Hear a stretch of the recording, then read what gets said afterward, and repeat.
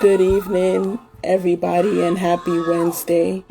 Hope everybody is doing great today. Hope everybody is having a wonderful week. We're in the middle of the week right now, waiting for Auntie Melba more to come in.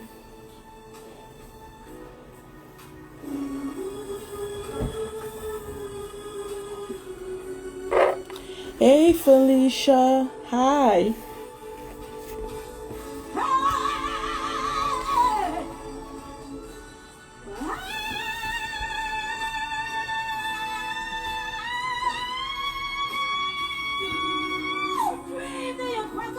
Hi, Deborah. Up Church One. How are you?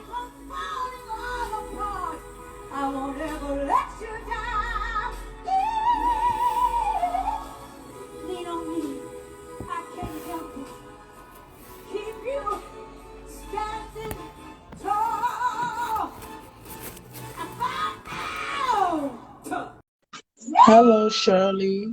How are you? Hi, Auntie Melba. Hi, V's. Come on in, people. Come on in.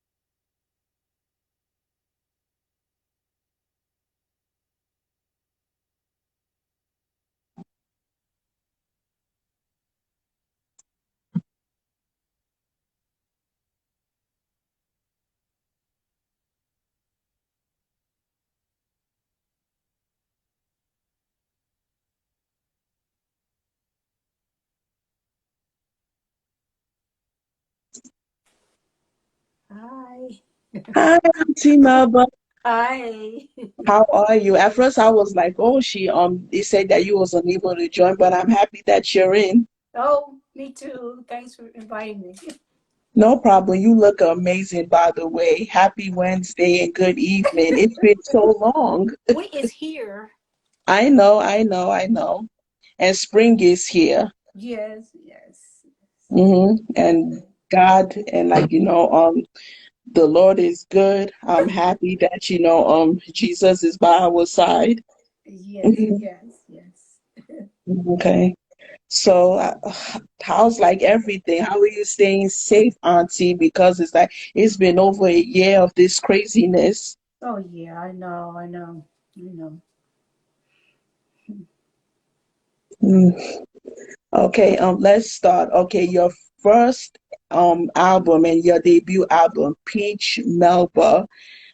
How did it feel like? What was it like to put out your first album in the late 70s?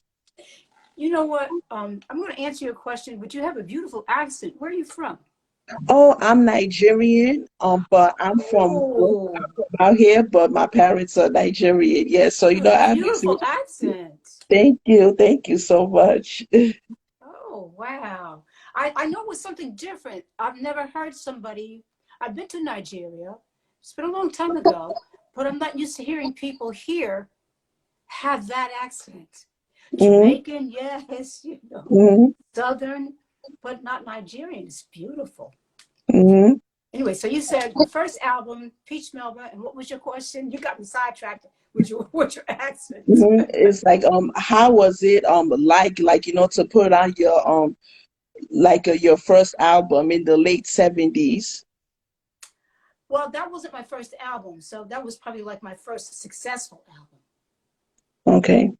So you can understand how excited I was to have an album that I could hear on the radio, and I then get it on the Billboard charts and watch the success of it grow and become, known to people, but I've been trying for quite some time. And my first job was as a public school teacher.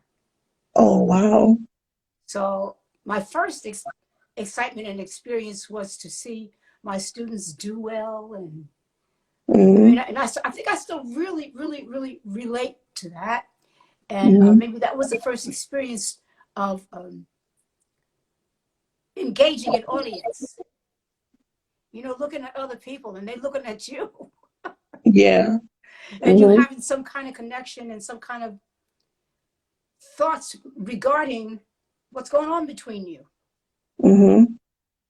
And I think I still have that. Maybe that's why I noticed your accent. You kind of like you're trained to not just tell your story, but listen to other people and watch them and see what's going on with them, because it's your responsibility to connect with them and see that they grow. That's what a teacher does, Mm-hmm. but it's also what a good student does.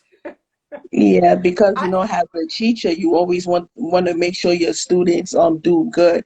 Like what was it that you experienced as a teacher?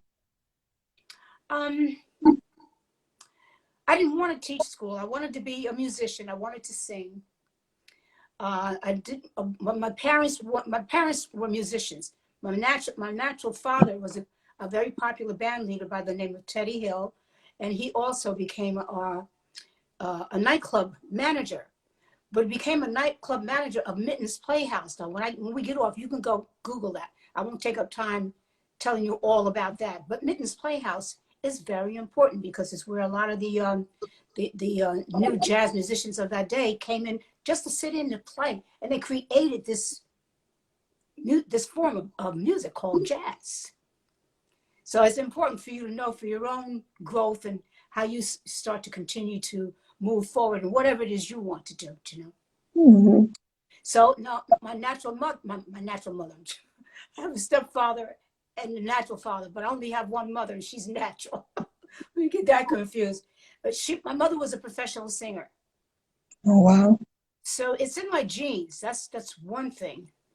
But then because they're black, because they're musicians, where there was so little structure, they wanted us to have structure. They wanted us to have good education. And so they really insisted that we go to school, that we finish college, and then they wanted us to have what they called a real job, not being an artist, but a real uh, um, organized job, something for the government or an educational system. So that's why I taught. I really didn't want to, and music was in my home. Well, in the beginning, it wasn't. I'll spare you that right now because it's too much to tell. Because I'm getting to be a senior citizen for quite some time, so it's going to take too long, okay? but, but during the latter part of my early youth, my mother married my stepfather, who was a musician, and he had a son and a daughter. So now, instead of being just an only child, this is very important too. I now have a sister and a brother and a proper family. That's important for your structure, whatever it is you're going Mhm. to do. But my structure then, I was already 10 years old. Most times when people are singers, because you are the instrument, by the time sometimes maybe you're 3 or 4 years old, you know you have a voice, you know that you could sing. But I didn't know that until I was 10 years old. Wow. That's a long Mhm. time not to know that you can sing when you're a singer. Mhm. It's like, as for me, I sing, but I've been on and off. I've been singing before I was even a teenager. Yeah. So, like, on some days I say to myself, man, why did I stop? Why didn't I continue to be consistent? Well, did you have support? Did you have encouragement? Did you have a sister to support? It's like Did you? every time I sing, people say, "Oh, you have a nice voice. You should like go for American Idol. You should go like to the studio, go for audition." And I was like, I don't know about that. But is that why? Because nobody at home told you to do that too? The thing about it is that I have a younger sister. And she was a singing too. But she stopped Yeah, but because why did she stop? I don't know because in my family we're very busy. We have a lot of other things like to do on our plate. Gotcha. Okay. That's what I'm saying. Your family has an awful lot to do with what direction you take, at least at first. Mm-hmm. And of course, singing is something you can do. Do you want to still do it, or Yeah. Yeah, uh, I still don't want to do it. Like, on most days I have like, songs on my mind, how the like, songs are gonna go. yeah? So I would encourage you to spend some time just trying to organize those thoughts and songs and put them down on the tape recorder or something. It doesn't have to distract you from whatever life you're having now, but just put it there. Don't throw it away, because Hmm. if you decide you want to do it and put other things aside or put it in front, it's there for you. That's all I'm saying. And what I Hmm. like about what you're saying is you have choices. You have Hmm. choices. Yes, yes, I And do. you didn't do it because your plate was full. I love it. I love that. You had too much else to do first. Uh-huh. Yeah, because me, I'm a very busy person. Like, I have a whole lot of work to do. And like one thing about me, I act, Yeah. and people say that, I can act. Yeah. So you still have that to do. Mm-hmm. So I guess I'm saying what happened in terms of my choosing the field was that it's in my blood, it's in my DNA, but music also was in the home all the time. That was my parents' profession. Mm-hmm. So and my stepfather made me take piano lessons. So I really got involved with the study of music, and then I said, Mm-hmm. "Oh, this is what I want to do. This is what I have to do." So then, Mm-hmm. after I got my education and taught school for a while, but I taught music, of course. I didn't teach something else. I mean, I guess I could have, but I taught music. I taught vocal music. Then I said, well, I'm going to try this. So I really started kind of late down the way, but by the time I finally got a hit record, I had a lot of other experiences, maybe a little bit like you. You have other things that you can think about to do. It wasn't just music. So by the time, the question you asked me was, how did I feel when I had my first record? It wasn't my first record. It was, in the late '70s when I had Peach Melba. I'm finally getting around to answering your question. Okay, so like speaking of music and acting, Pearly, oh my God, that's like one of my favorite classics. Oh, Is like the character that you play, Ludi Bell. What did you gain out of that character? well, see, because my mother was a single parent, Mm-hmm. she had someone take care of me. And Ludi Bell really was her. So I didn't study acting, but that's how I was raised. That's how I spoke and acted, like Ludi Bell does in the play. Mm-hmm. So what I got from it was that sometimes, I don't know how I could share this with you. Sometimes your life experiences might prepare you for something as well as going in to study it. Because I mean, I didn't know I would have an opportunity to do any acting. I knew about music, but it never occurred to me about acting. But the opportunity came, and I said, "Yeah, I'm going to try." And the character was Ludi Bell, and without really even thinking about it, I just did it because the lady that raised me never learned to read or write. She was orphaned. She was a domestic. She was my domestic. She raised me. So I really was groomed for that part by the lady that raised me. And her name was Lula. So it was just what might seem like coincidence. But just said, what did I get out of it? Um, Mm-hmm. I got to get a Tony Award and get paid for being myself. Oh, because the cute blue dress and like Sherman Helmsley, like he just had me cracking up. How was it like working with Sherman Helmsley? God rest his soul. It's like his loud, deep voice will just have the audience cracking up. And he had us cracking up on stage all the time. He was just naturally funny. Sometimes, I mean, he would generally stick to the script, but not always, because he was just funny. and he loved to see you laugh and crack up and just lose it. He loved to see you, Mhm. and he loved it. He just really really was a humorist, or just a natural comedian. I mean, I think he might have studied acting too, so he was very Mhm. skilled as an actor. So he could just turn Mhm. it on, or ad lib it, or he was natural, but he was also very well studied. So I learned a lot from Sherman, but mostly I learned to laugh. It was Yeah, just he would just like have you cracking up. When he was on the episode on the Fresh Prince of Bel-Air, he just had me cracking up. I was like, oh God, Sherman, God rest his soul. yes. We wish he was here. We all wish he was here. Well, because too, he's a very, very, very, very good person. He's a good person. So Hmm. I mean, I think that's part of good humor. There's a kind of joy there, and like there's different kinds of humor. And you see if somebody's like very, cold or unhappy or whatever. Sherman's just all joy, Yeah. all happiness, all kindness. Very good person. Hmm. And the main character of the play, Robert, I don't know how to pronounce his name, Robert who played Guillaume. who played Pearlie. He's hilarious too. Uh-huh. I have a question, Auntie Melba. What does the name Pearly mean? Pearly. I would have to make up what I think it means. I think it's pure, pearly, or pearl. You know, Hmm. like a pearl.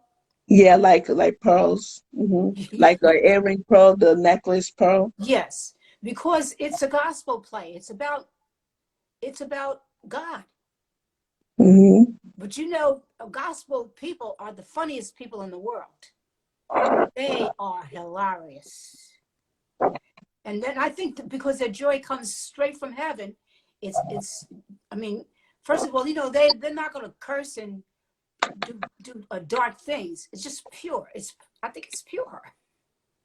And I think I discovered in Pearlie that I'm first of all, I'm joyful. Before that I was not. um, and I'm funny. You be around funny people, you see, Hmm. kind of your part in it too. It brings joy, positive vibes, happiness, good health. Absolutely. And then you kind of see, what your personality is in that, in a sense. With Pearlie, I'm in the theater, I'm on the stage, I get to see who I am as an actor, but in comedy. Hmm. And like speaking of comedy, you also did a show with Clifton Davis, and like I love the big Afro puff, Auntie Melba, and the colorful outfit you had on. Yes, that was the Melba Moore Clifton Davis show. That was our show, our TV show.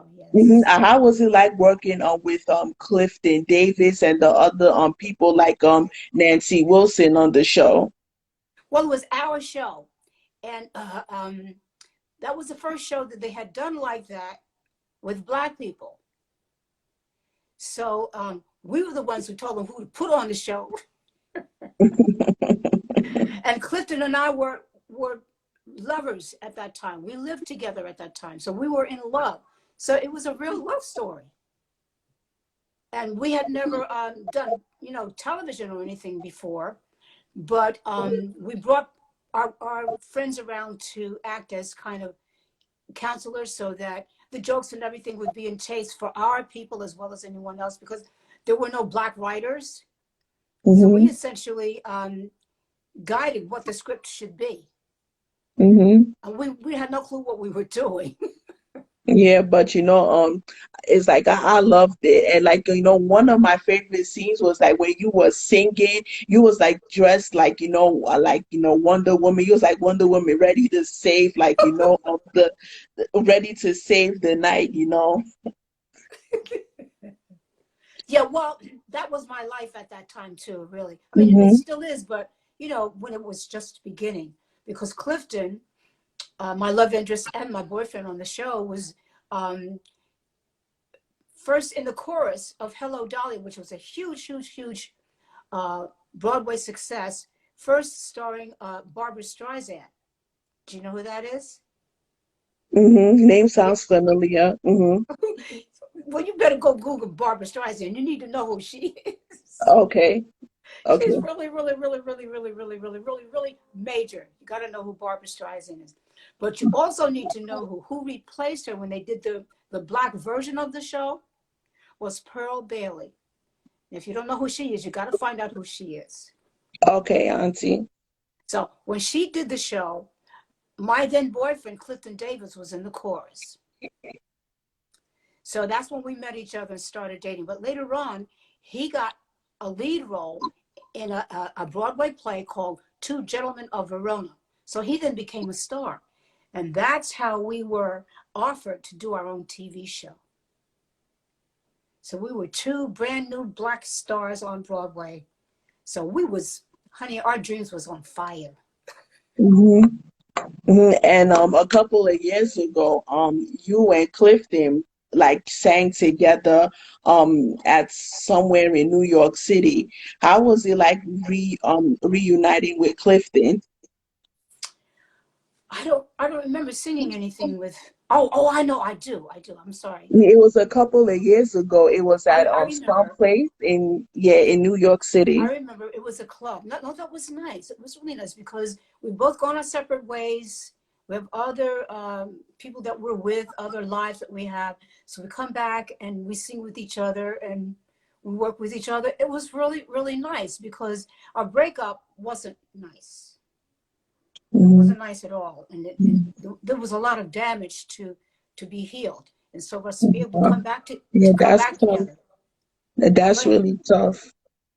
Yeah. So for us to be able to come back together and like bygones be got bygone, be friends and work together and support each other, that was major. It was major. There's a lot of water under the bridge. Mm-hmm. Mm-hmm. Okay, Auntie, let's get into your albums. Which I'm gonna randomly pick this. Solitary Soldier. What's the purpose of the name for that album that was released in the late 90s? Solitary Journey was called. It was my first The attempt on Journey, my I'm own. sorry. No, that's all right. It's all right. It was my first attempt on my own to pick my music, pick the musicians. I was the record company to actually get in charge of my career and keep it going because I had lost everything. Lost my label, lost my husband, lost my daughter, lost my family, lost my work in the industry. I'd lost everything. So it was my attempt to buy myself with whatever I had left to start over. And I called it Solitary Journey. Oh yeah. And that's like one of my favorite albums from you, Auntie. I love that album. Thank you.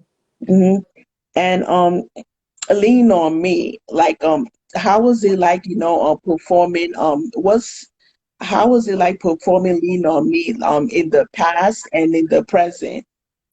Well, that's a good question. You know why? Because if it doesn't last, you don't get to sing it in the present. Mm-hmm. Because people forget about it and you have to sing what they want to hear. But fortunately, because I think it was because I was so inspired by Miss Aretha Franklin, she's the first one that I heard. Other people recorded the song, but she's the God rest first. her soul. Yes, I love her. She's the first one that I heard sing it, and it inspired me so much. I knew I couldn't sing like her. I wanted to. My voice won't do what hers would do, but it inspired me. So I just sang the song on my own so often until I developed what you hear now is the arrangement on Lean on Me, where I could do the high notes because my voice is high and sing the long notes and And express speaking of feeling. high, I'm sorry to cut you Go off, ahead. No, go ahead. but you Go ahead. you are like, the epitome, like, of like a high pitch. Oh my God, you won't stop. It's Thank like I was you. like, oh my God, God bless Auntie Melba. Thank you. Well, so I developed my own style and arrangement and a version of Lean on Me, and I practiced I got, when I was doing some live concerts, I got some people to do the arrangement that I wanted. And so, I sang it live until I got strong at doing it the way you now hear it. And then I Mm-hmm. recorded. Well, what happened was, I'm sorry, my then management, who was then my husband, got me, got my record company to hire Van McCoy, who wrote the Mm-hmm. song, but he also ushered in the disco era. So he was a very, very, very popular producer, songwriter that my record company hired to produce me, so to see if I could get some hits. The first thing I did was said, Van, you have to do this song that you wrote for me, but you have to do it this way. He said, okay. So what you hear is my arrangement back in 79, I think I did it somewhere around that time. But I've always done it exactly the same way because no matter who I'm working for, they respond to it. I don't care if they're white, black, if they're young, if they're old, if they know music, if they don't, they all respond to it that way. So I still get requests to sing it. I still have to close my show with it. Or if I do an encore, I have to come back and do that song because God put his, Mm-hmm. his, It's very important. Lean on me. That song is important. It speaks on everything. well, people have made it important. What my desire just to express that is in it and it touches. And so it made it a hit record. It made it popular.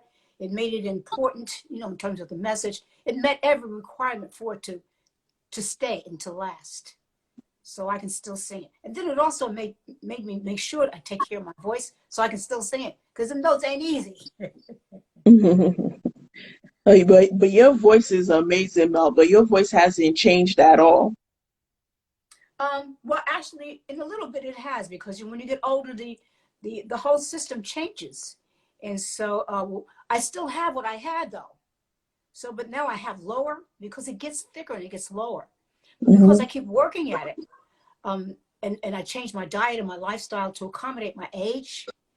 I not only still have the high notes, but they're even higher and stronger and longer. Mm-hmm. But that Yeah. usually doesn't happen unless you follow what God is telling you, because there's no way for you to know these things. Mm-hmm. They're really not in a book anywhere, and everybody is different, like a fingerprint. So you don't Mm-hmm. know that what's going to work for somebody else is going to work for you. You have to really go on this journey and see. I can't eat the same thing anymore. Most people know that by the time they get middle age. Well, you can't eat junk food and stuff like that anymore. Mm-hmm. But also, we're learning because of this pandemic. You need to eat real food, not fake food, because it's poison. It will maybe slowly, but it's going to shut you down. But if you do Mm-hmm. just the opposite and you stay in God's presence, He Mm-hmm. expands you. So Mm-hmm. when you say it hasn't changed, in a way, it's gotten better. But it's only because of the presence of God. That's what you see. That's what you hear. So I'm telling you this so you stay where you are. Stay in His presence. Yeah, I always get down on my knees when I wake up, and even when I'm ending the day, I get down on my knees. I pray to God, give me long life, let me have good health. Let me stay positive. Just let me be consistent at everything that I do. Well, I'm just telling you this. He'll give you good life. He'll give you long life.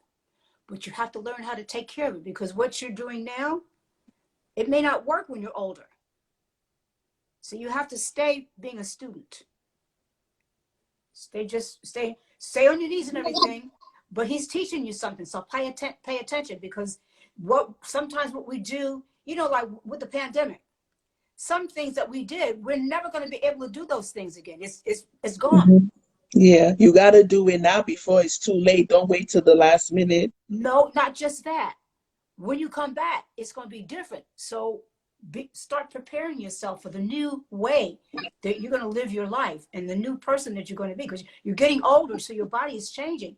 But he shows you how to restore it and how to keep what you had, but add to it.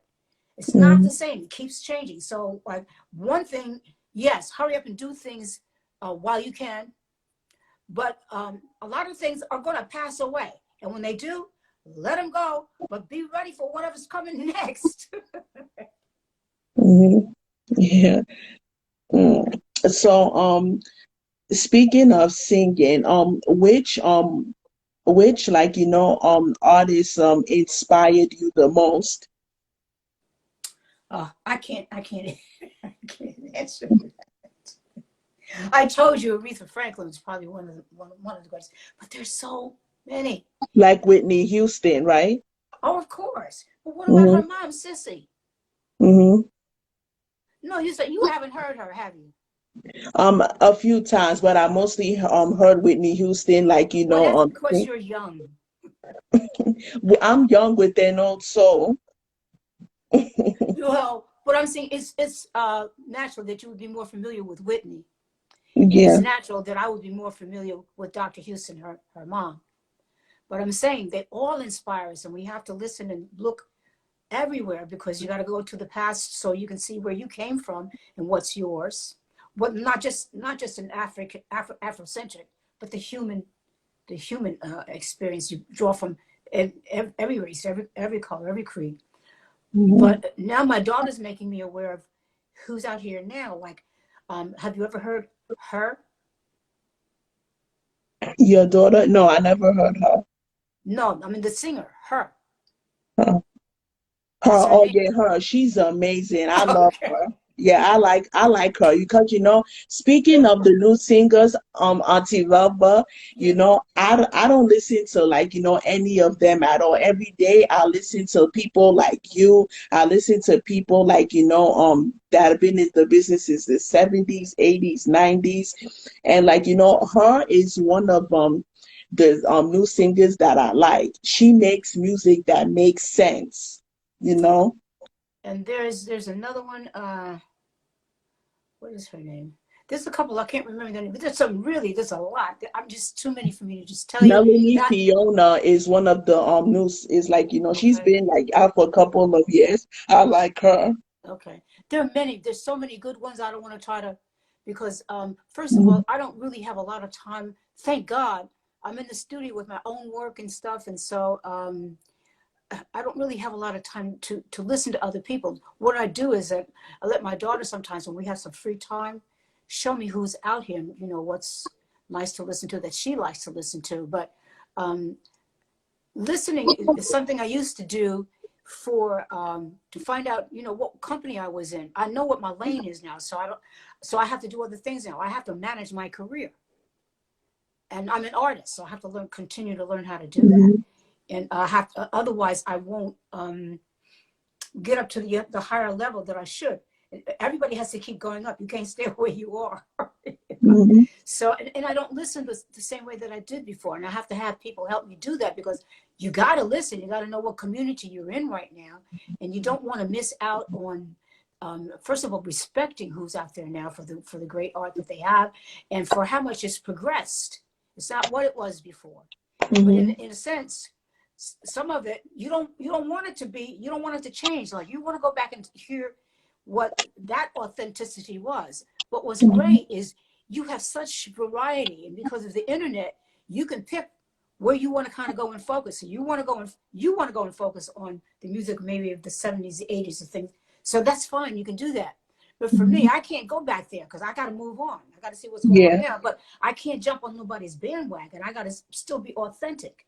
So I need people to help me to take a peek at what's going on out here.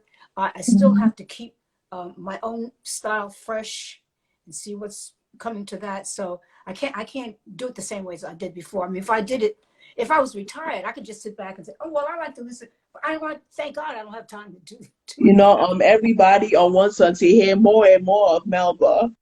Well, that's great. That's great. So I get to.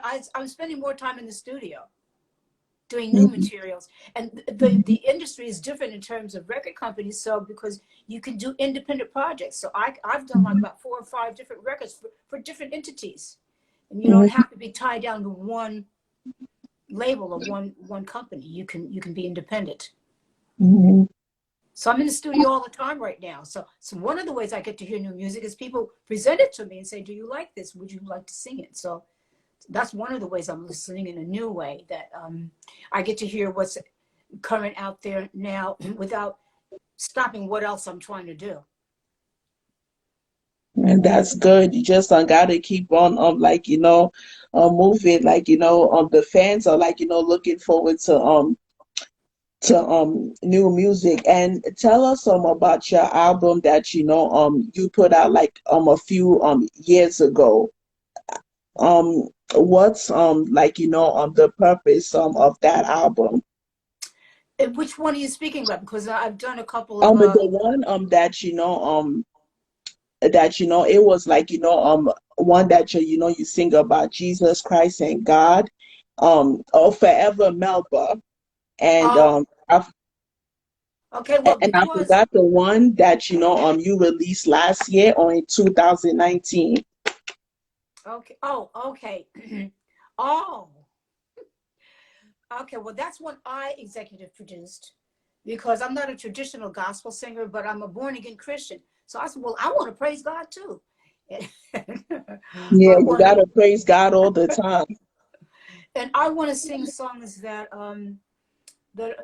just for Him, that people compose for me, that fit my voice, and that was the purpose. I want to express myself in praising God.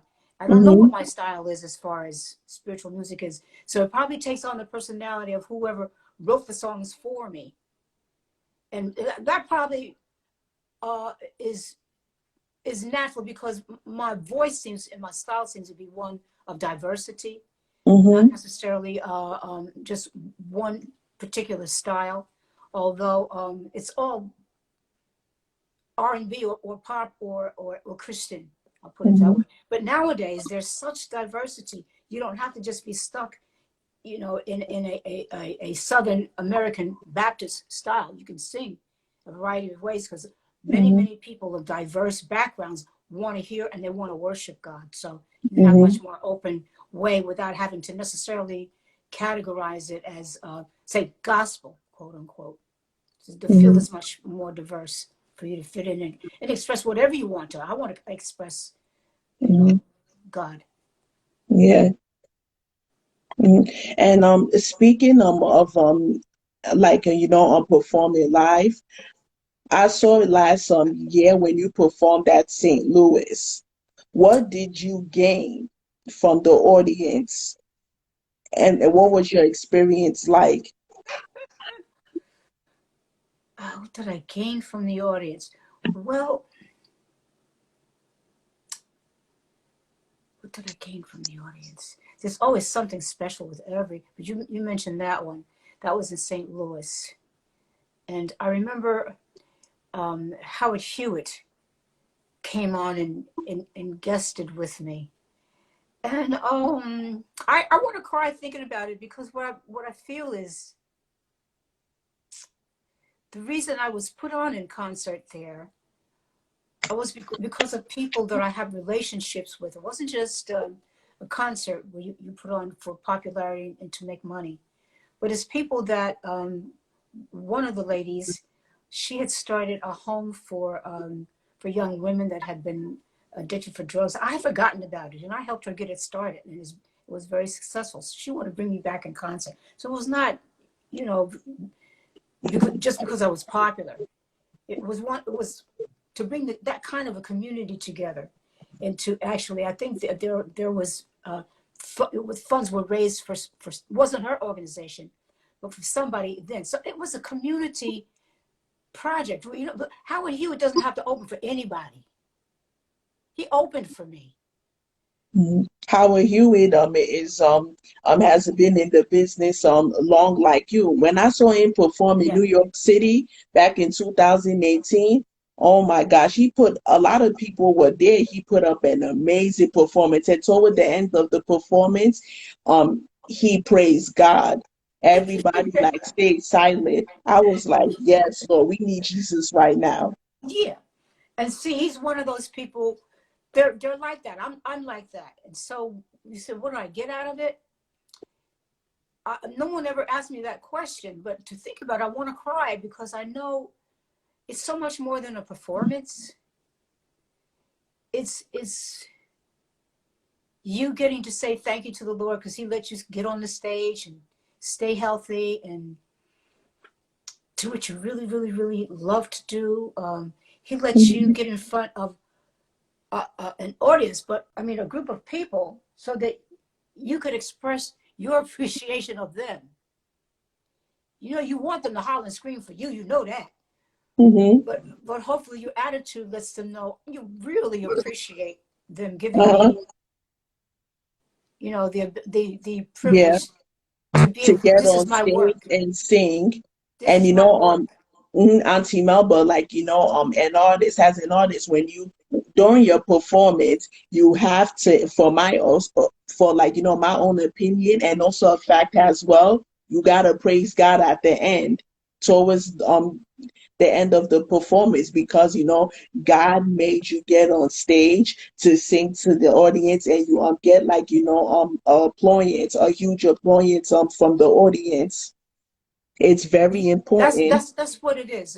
And you mentioned that one in particular, but that one in particular is because they have that theater that I was in is a special theater that they do community theater projects and things that really support the community. So it wasn't just a concert. So it's interesting that you should ask about that one in particular.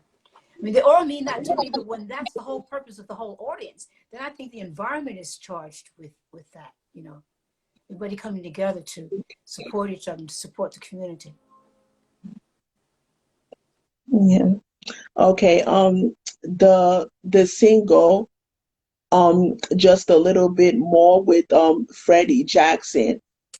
How was it like, collaborating with him on that song?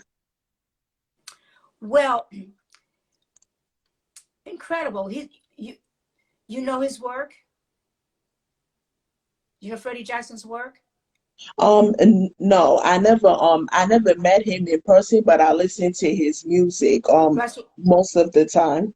I'm saying. You know his music. Yeah, I know his music. Did you know that he writes a lot of his music? Yes, I do. Oh, okay, so he's very creative. Mm-hmm. He could sing anything, even if you can't hear it. He's like one of them gospel singers. He can sing anything, be Hmm. riffing all over the place. Yeah. But he's like Sherman Hemsley in his personality. Oh, I see. I see. I don't know because I never, like, when I see, like, Freddie, like, perform, he's just like, about singing, like, and he just, like, when I see him, he just, like, talks regularly to people. I never seen that comedic side to him. Well, what with his friends, the ones that he loves, he's just stupid, silly. I'm looking forward to meeting him. Yeah, and I think if you have a chance to spend even a few minutes with him, he's going to do something to make you laugh. Hmm. That's how he is. So we got so bad. I used to play tricks on each other, Hmm. see who could get who. But one time we were in the studio, and our studio was right around the corner from where I live, and so I invited him to come around to my house, and I put in this ridiculous outfit. So when he opened the door, he was he was in such a gap. He fell on the floor in the hallway. I got him. So you can imagine what I must have looked like, right?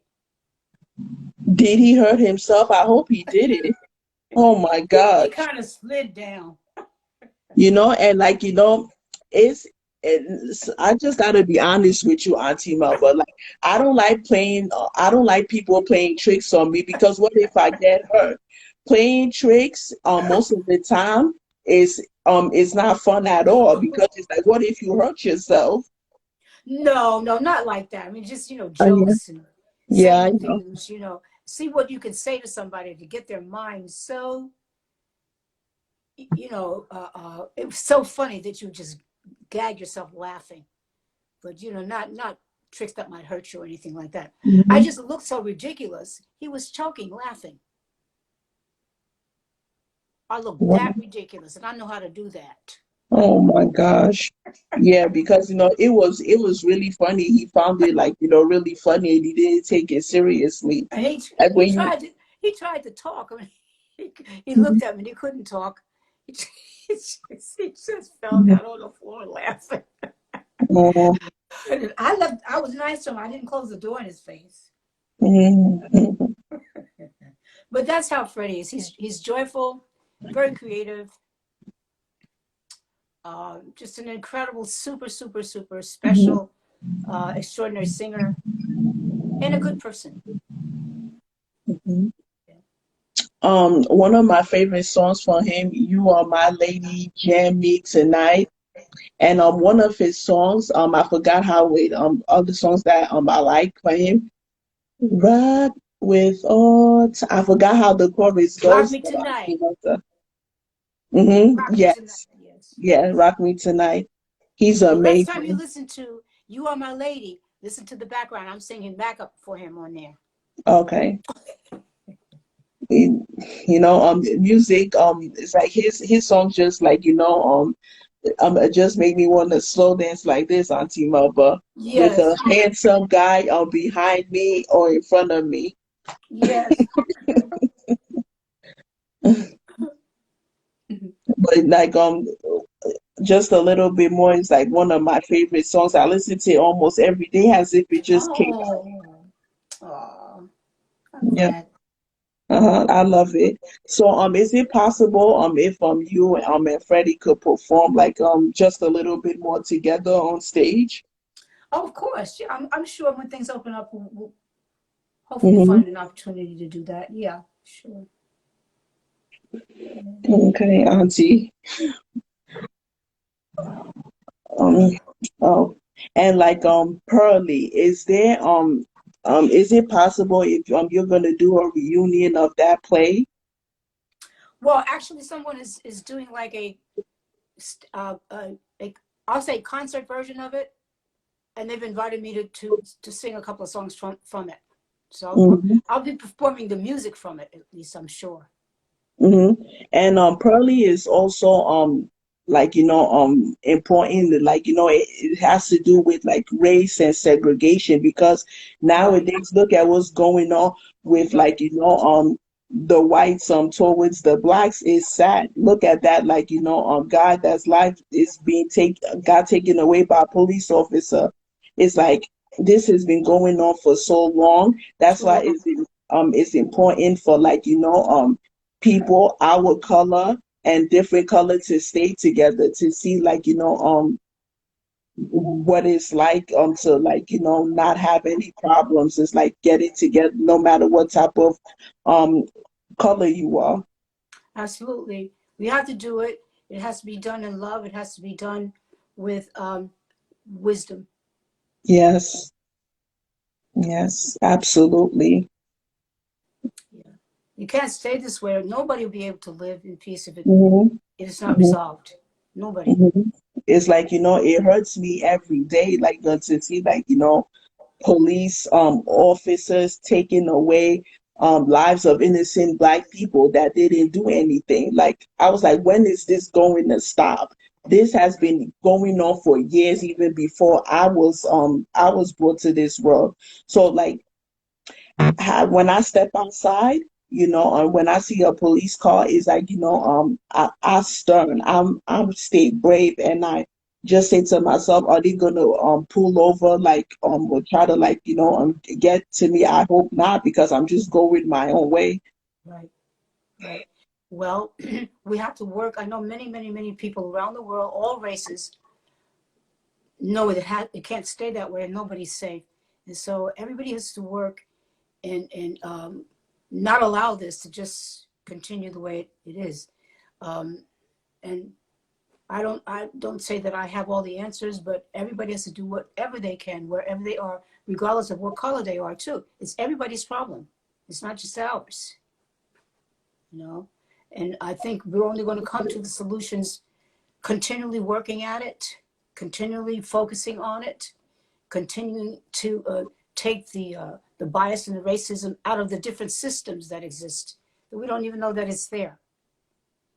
We Hmm. can't be this way with each other because we're all Hmm. people. It's It has not to be put like to we're an something end. else and everybody else is human. Hmm. That's not true. It has to be based on the truth, and everybody has to be part of the solution. And if we're not, then everybody's kind of part of the problem because it has to be solved. We can't live like this.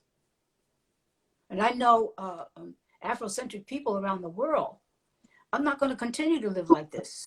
It's been like this for us around the world in so many ways. We've always been the lowest of the totem pole. If you were black, somebody considered you less. That's not true. So it can't stay that way. We have to live by truth.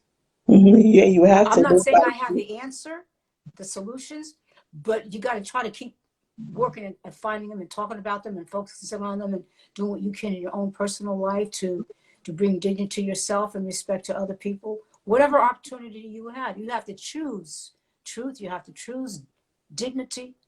What I know, however small it is, Mm-hmm. and it's a constant. You have to live your life like that every day, and that Mm-hmm. to me is, one reason why you stay underneath God's presence, because that's the way He made it, Yeah. and He wants it that way, and He'll help you find your ways to contribute to the solution and not Mm-hmm. the problem. Because we got a devil in this world, and I mean, if you know God, you know that. So He's not gonna just let you go and be free and be happy. You'll have to work at it. So we Mm-hmm. know that, but we receive that. We receive that. Yeah. And just to like, I pray that, the Lord stays by me when I'm by myself outside or when I'm with Yes. people because, you never know what's gonna happen. But I thank God every day for being by my side. Well, from what I understand, He respects that a lot and gives you a lot of protection because you're thankful. You don't take it for granted. You don't ignore it. Mm-hmm. You don't go some other way. That's very important, very powerful. Mm-hmm. Because if you're thankful, you're going to be respectful. First of all, if you don't respect Mm-hmm. other people, I mean, if you don't respect yourself, you're going to respect yourself. And I think that comes when you get down on your knees, let His presence come, and let Him Mm-hmm. tell you something. Whatever it is He tells you is going to be wonderful, and do that all the time. Mm-hmm. And you just stay right there. And I think your life is evidence you make the right choices and you have the right desires, and that's what your life is. And we have to choose this every day. You don't just say, okay, well, I got down on my knees last week. You got to. It's like you have to eat every day. You got to get down on your knees and speak to the Lord every day.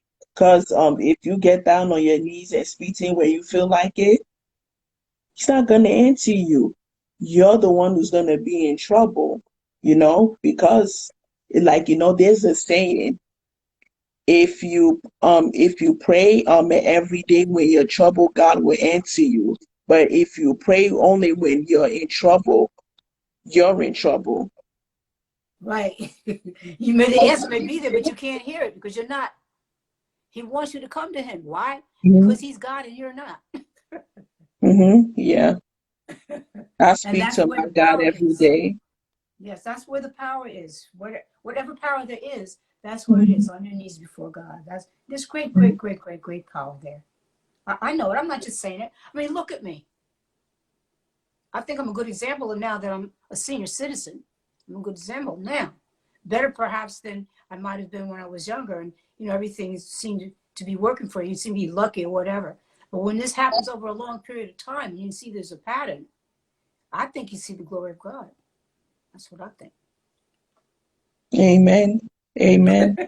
Yeah, you just Women, got to amen. stay strong. Hallelujah. Hallelujah. Praise the Lord. All right, Auntie Melba, thank you so much for taking this time this evening to go live with me. You know, Pleasure. thank you for giving me the advice that I need to hear, and like I'll be looking forward to new music from you. Thank you. Thank you. Okay, is there I've enjoyed anything this you want? so much. Thank you. Mhm. No problem, and don't stop because the fans love you. Thank Is there you. anything you want to say to the people on here? Well, everybody should be just like you. Beautiful, open, Thank you. interested. Thank you. It's really a pleasure being with you. Thank you so much. Thank you. Okay, Auntie Melba.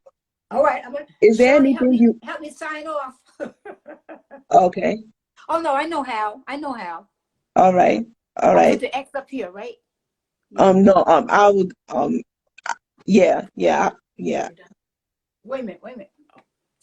Are we? Yeah, we're finished, right? Yeah, yeah, we're finished. All right, Auntie Melba, enjoy the rest of your evening, Thank you. and I'll talk to you soon. All right, be well. All right.